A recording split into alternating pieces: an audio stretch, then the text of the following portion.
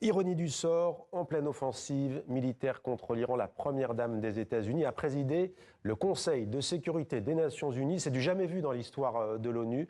Melania Trump a plaidé la cause des enfants victimes de guerre à travers le monde. Le récit d'Alexandre Malesson. Good afternoon. The 10,113 meeting of the Security Council is called to order. La compagne d'un chef d'État au centre de la table d'un conseil de sécurité de l'ONU, c'est une première en plus de 80 ans. Thème de cette session, enfants, technologie et éducation en temps de conflit.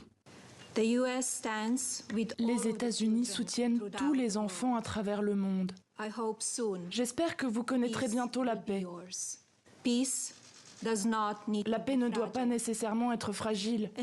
Une paix durable sera atteinte lorsque la connaissance et la compréhension seront pleinement valorisées dans toutes les sociétés.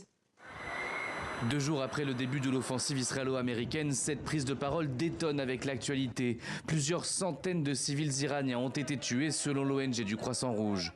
Alors, à l'ONU, l'ambassadeur du régime des Mollahs s'insurge.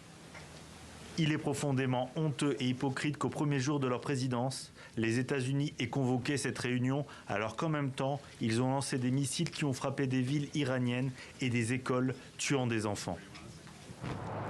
La plupart des autres pays ont réservé à la première dame un accueil chaleureux. Difficile pourtant de décrypter le message du président Trump, souvent très critique envers l'ONU. Le porte-parole de l'organisation veut croire à un changement de paradigme. Dans ses dernières prises de parole, le président des États-Unis s'est montré plutôt élogieux envers l'ONU et a toujours dit beaucoup de bien du secrétaire général. De toute évidence, cela témoigne de l'importance que les États-Unis accordent au Conseil de sécurité et aux sujets traités. Plusieurs observateurs dénoncent pourtant une hypocrisie de l'administration Trump. Les États-Unis se sont retirés de l'UNESCO l'été dernier et ont décidé de ne plus travailler avec la représentante spéciale de l'ONU pour les enfants dans les conflits armés.